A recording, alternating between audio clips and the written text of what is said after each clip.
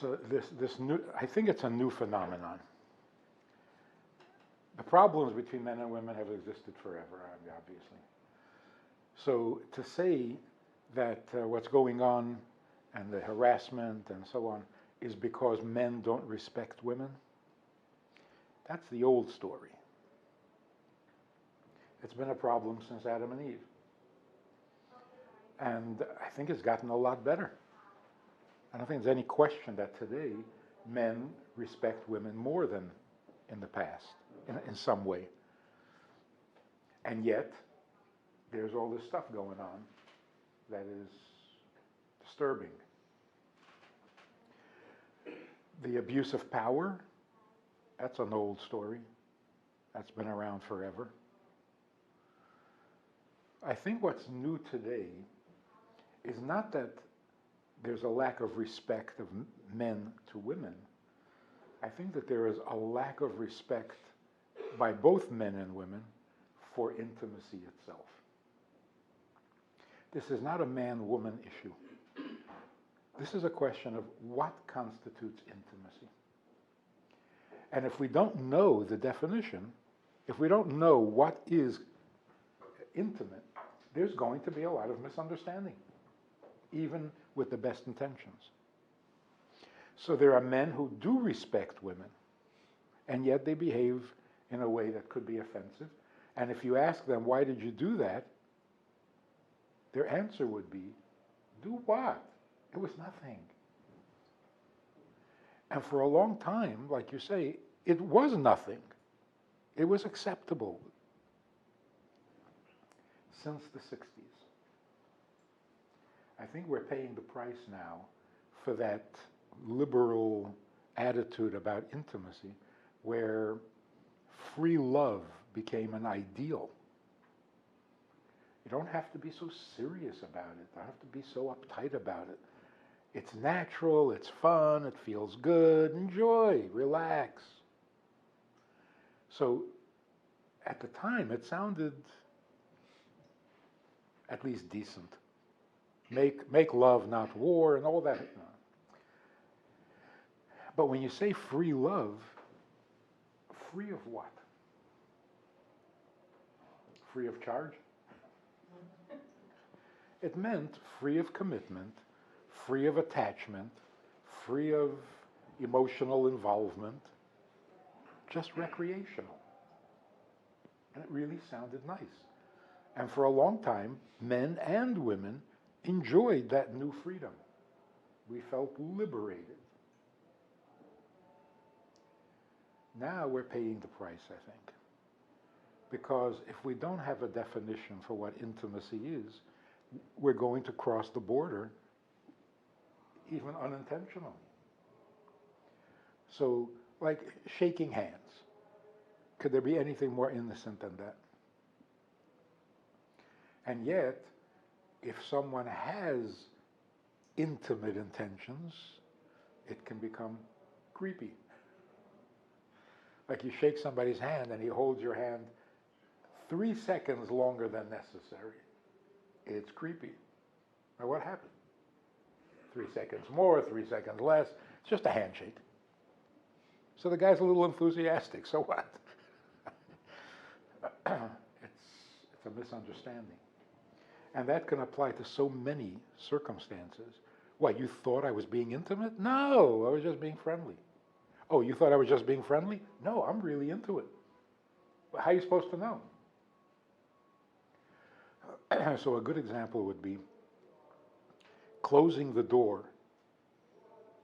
You walk into a woman's office and you close the door. And she says, leave the door open. And I said, why? What are you, suspicious? Are you accusing me of something? And it becomes nasty. So rather than insult the guy, you let him close the door. And then it's downhill from there, because if you're not going to object, where is it gonna? So I think the solution is not more legislation, more rules and regulations that will separate men and women from each other even more. That's not a good thing. What we need really is a definition of intimacy. Because what has happened is that intimacy is now a subjective experience. If you meant it as being intimate, if you were feeling intimate, then it's intimate. But if you weren't, then every act, every touch, every activity is non-intimate because you didn't intend it to be.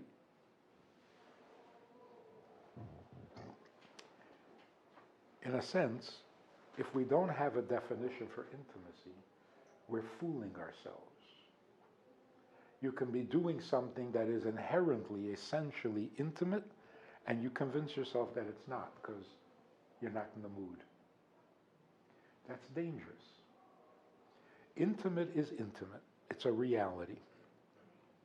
There's a natural instinct, there's a natural response that comes from being intimate. And if you're being intimate and there's no response, the intimate is still intimate.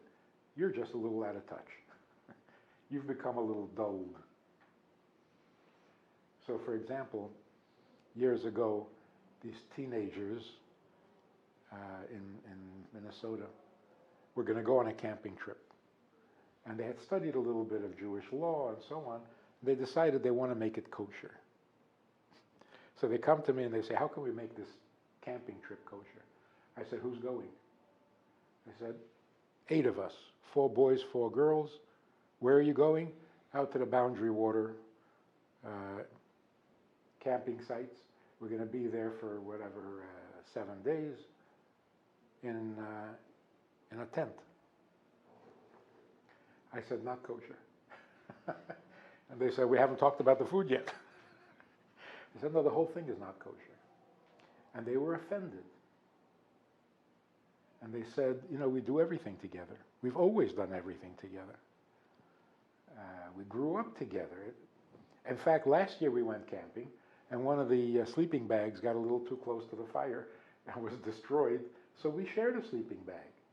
Nothing happened. Nothing happened. First of all, if I were you, I wouldn't be so proud about that. What is wrong with you? What do you mean nothing happened? Go see somebody professionally. This is a problem. But the real problem is sharing a sleeping bag is nothing. What did he mean when he said nothing happened? I mean, they didn't actually have sex? Okay. But to call sleeping together in a sleeping bag nothing, that's not true. It's not true. He is disciplined. He's used to this. He's turned off. He's jaded, or whatever it is. But being together in a sleeping bag is nothing? How can you say that? It is something. It's a major something. Even if nothing else happened, something very intimate happened. How do you call that nothing? So there's, I think, where the problem is. Intimacy is a reality. Being together in a sleeping bag?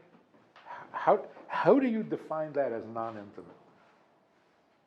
What, are you trying to fool Mother Nature? That is intimate. It's very intimate. It's as intimate as it gets. And to think nothing happened because she's not my type or I wasn't in the mood, that's your problem. That doesn't mean that the nature of the act has changed. Your subjective reaction has changed or is lacking. But the act itself is an act of intimacy. Now, is that also true if you close the door and there's no access, there's no window, there's no glass? You're very private.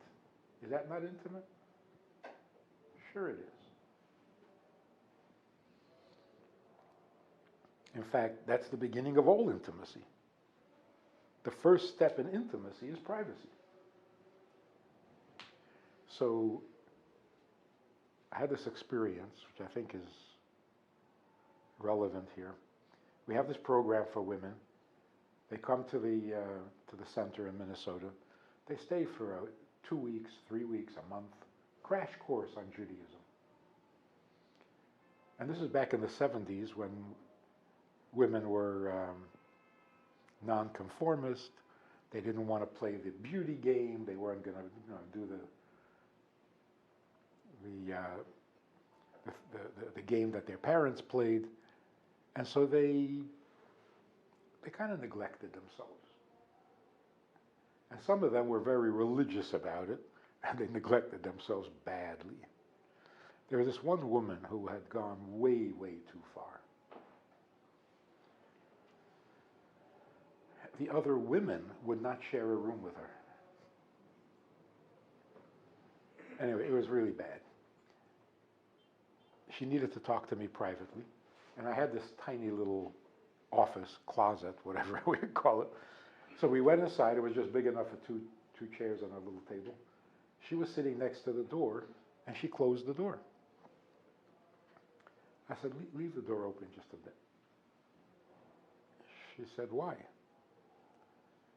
I said, because a man and a woman should not be alone in a room with the door closed. She started to cry, sobbed her heart out. And I thought I had offended her. But eventually she said, this is the first time anyone has ever treated me like a woman. Now, if intimacy were a subjective phenomenon, she could close the door. There was nothing going on here. Close the door, do whatever you want. But that's just me. That doesn't change the nature of intimacy.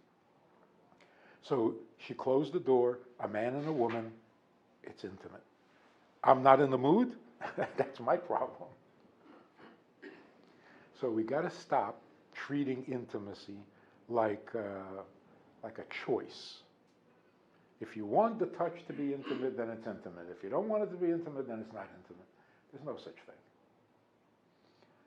A friendly touch, unless you're fighting, or you're a professional healer or doctor, a friendly touch is intimate. Do you both agree to be intimate to that degree? Then go for it. If there is no understanding, there's only the assumption, then you can't risk it. So,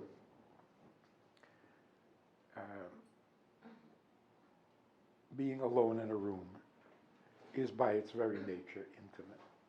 Before you close the door, make sure that that intimacy is welcome, if it's mutual. Now, religiously, even if it is mutual, if you're not married, it's wrong even if you both agree. But that's the religious side of it. But just by definition, if you're going to do something intimate, make sure that you're both on the same page. And what is intimate? Holding hands is intimate. Closing the door is intimate. Talking about intimate subjects is intimate. I think if we had that definition, we wouldn't need any laws. We would be fine. But when you reduce intimacy to fun and games gets you in trouble.